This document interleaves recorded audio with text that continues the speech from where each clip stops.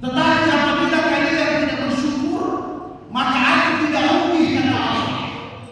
Derajatku tidak akan turun, karena aku maha kaya, maha terpuji, maha agung. Itulah aku, Allah Subhanahu wa Ta'ala.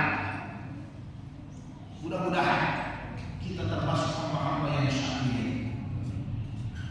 Kemudian kita bersyukur kembali, tidak bosan-bosannya adalah mengirimkan salawat kepada baginda Rasulullah Sayyidina Nabi Muhammad al-Mustafa sallallahu alaihi wasallam. Karena beliaulah yang menyebabkan adanya hidayah Islam. Beliaulah yang menyebabkan adanya keimanan di dalam lubuk-lubuk hati kita semua. Semoga kita semua di tempat ini nas'aluka murafaqatan ma'an Nabi sallallahu alaihi wasallam fil jannah. Kita bermohon kepada Allah agar kita dikumpulkan dengan baginda Rasulullah SAW nanti di dalam surga bersama dengan beliau.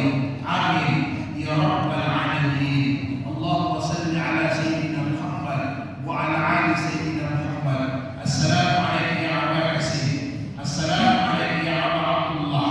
Assalamu alaikum ya Aba Ibrahim. Assalamu alaikum ya Habibullah. Assalamu alaikum ya Nabi wa rahmatullahi wa barakatuh. Saudara-saudara sekalian yang dirahmati Allah Ta'ala, alhamdulillah kita sudah melewati daripada hari Tasyrik. Kita telah melewati begitu banyak keutamaan bulan Zulhijjah ini. Kurang lebih 2 pekan lagi, 2 Jumat lagi kita akan berada di tahun baru Hijriah. Begitu banyak kemuliaan di bulan Zulhijjah yang Allah berikan kepada kita. Tak terhingga keutamaan yang Allah anugerahkan kepada kita di bulan Zulhijjah. Walayalin ashr, mulai daripada 10 awal bulan Zulhijjah kita sudah berpuasa sampai puncaknya pada tanggal 9 Zulhijjah kita berpuasa. Semoga puasa kita diterima oleh Allah. Demikian juga saudara-saudara kita yang tahun ini diberikan rezeki untuk dapat menunaikan ibadah haji. Pada tanggal 9 mereka di Arafah wukuf. Kemudian tanggal 10, 11, 12, 13 menyelesaikan manasik haji. Maka alhamdulillah, semoga mereka menjadi haji yang mabrur, yang diterima di sisi Allah Subhanahu wa Ta'ala. Demikian juga tidak kalah pentingnya adalah bagi kita semua yang tahun ini berkorban, diberikan kelebihan harta oleh Allah untuk menyembelih hewan korban, maka kita bersyukur. Semoga kurban-kurban kita diterima oleh Allah Subhanahu wa Ta'ala. Pertanyaannya adalah, saudara yang berbahagia, bagaimana yang disebut dengan puasa yang diterima oleh Allah? Apakah haji kita menjadi haji yang mabrur? Apakah kurban-kurban kita menjadi kurban yang makbul di sisi Allah? Atau sebaliknya, puasa kita, ibadah haji kita, kurban kita menjadi ibadah yang mardud, yang tertolak di sisi Allah Subhanahu wa Ta'ala? Dari semua inti ibadah yang kita laksanakan, baik puasa, baik zakat, sedekah, haji, ibadah kurban, maka inti dari semua ini adalah Allah Subhanahu wa Ta'ala berfirman di dalam Al-Qur'anul Karim, ya ayyuhalladzina amanu kulu min thayyibati ma razaqnakum. Kata Allah, wahai orang-orang yang beriman, makanlah, pakailah, gunakanlah harta yang baik, harta yang halal dari apa-apa rezeki yang kami berikan kepada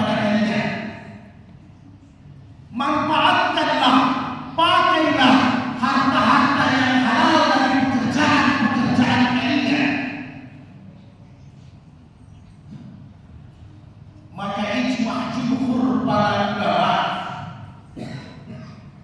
bahwa wajib bagi kita semua untuk menggunakan harta yang halal apabila kita beribadah kepada Allah.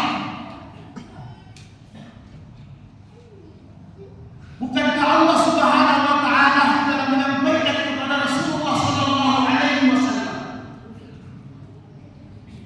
ada seorang yang beribadah di malam hari, puasa di siang hari. Bahkan dia berkata kepada Allah, ya Rabbi, senantiasa dia bermunajat, berdoa kepada Allah seolah-olah dia dekat sekali dengan Allah.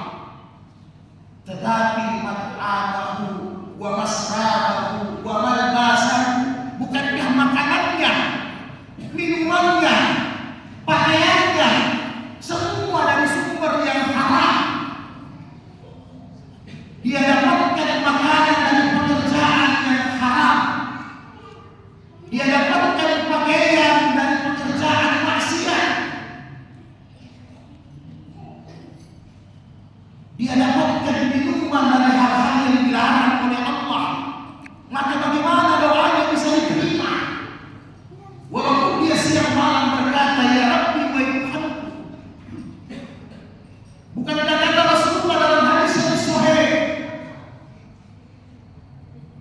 la yuqbalu salata illa tuhurin. Di hadis lain, di gairi tuhurin, Allah tidak akan menerima salat yang tidak ada wudunya, salat yang tidak bersuci, tidak diterima oleh Allah. Demikian juga wala sadaqatu minal qulubin, kata Nabi. Sedekah zakat yang kita berikan tidak akan diterima oleh Allah apabila dia dari harta yang haram.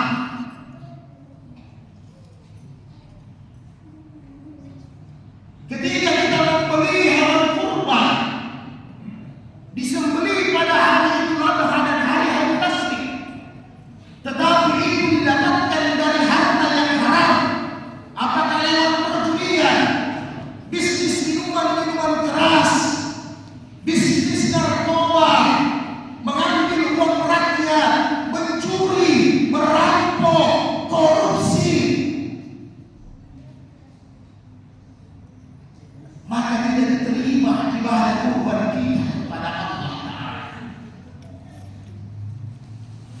Demikian juga Rasul menjelaskan dalam hadis-hadis sahih, man hajja bimalin haramin, siapa yang berangkat haji atau umrah, dia pakai berangkat duit yang haram, uang yang haram. Iza labbaik Allahumma labbaik, ketika dia bertalbiyah di tanah haram, labbaik ya Allah, labbaik ya Allah, labbaik la syarika la labbaik, maka apa jawaban Allah, kata Nabi, ya hamba la labbaika wa la sa'daika, engkau saya tidak terima, engkau tidak bahagia, haji dan umrahku saya tolak. Maka secara hukum fikihnya, pertanyaannya adalah, ketika orang berzakat dengan harta haram, apakah sah zakatnya? Ketika orang berkorban, dia menggunakan uang yang haram, apakah sah korbannya? Ketika orang yang berhaji, dia menggunakan harta yang haram, apakah sah hajinya? Jawabannya sepakat para ulama kecuali Imam Ahmad bin Hanbal rahimahullah mengatakan tidak sah. Tetapi Imam Abu Hanifah, Imam Malik dan Imam Syafi'i mengatakan sah hajinya, sah zakatnya, sah puasanya, sah sembahyangnya, tetapi tidak mabrur. Sebaliknya adalah mardud, tidak mabrur. Sah secara hukum, sah ibadahnya, tetapi tidak mendapatkan pahala di sisi Allah Subhanahu wa taala. di hari kemudian dia berharap menunggu kendaraan yang datang menjemputnya melalui hewan kurbannya. Karena Nabi sudah menjanjikan kepada kita, hewan kurban adalah kendaraan-kendaraan kalian nanti di hari kemudian. Ketika dia menunggu tidak pernah datang, tidak kunjung datang menjemput kendaraannya, karena kurbannya di dunia mardud, tertolak. Ketika seorang haji yang telah dijanjikan oleh Nabi bahwa seorang haji yang mabrur laisa lahu jazaa illal jannah, tidak ada ganjarannya kecuali surga, dia menunggu di padang mahsyar tidak pernah diantar ke surga, ternyata hajinya di dunia mardud, bukan mabrur.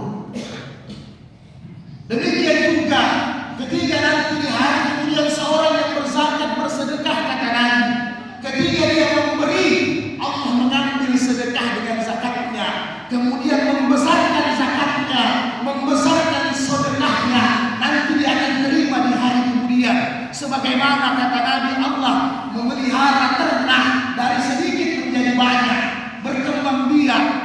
Tetapi nanti di hari kemudian ketika dia menunggu hasil zakat dan sedekahnya tidak kunjung datang, tidak kunjung diterima, ternyata zakat dan sedekahnya mardud, ditolak oleh Allah Subhanahu wa taala. Begitu juga puasanya, begitu juga ibadah-ibadah yang lain. Kenapa? Disebabkan satu perkara. Ayuhan nas, kata Nabi, wahai manusia, innallaha thayyib. Allah itu adalah baik, Allah itu bersih, Allah itu suci. La yaqbalu illa thayyiban, tidak akan menerima segala sesuatu kecuali bersih, kecuali putih, kecuali dari harta yang halal. Mudah-mudahan Allah Subhanahu wa taala menjadikan semua ibadah kita mabrur dan makbul di sisi. Kita berniat hindari dari pekerjaan maksiat, pekerjaan yang halal, riba dan sebagainya. Semoga Allah menjaga daging-daging kita, darah-darah kita dari makanan-makanan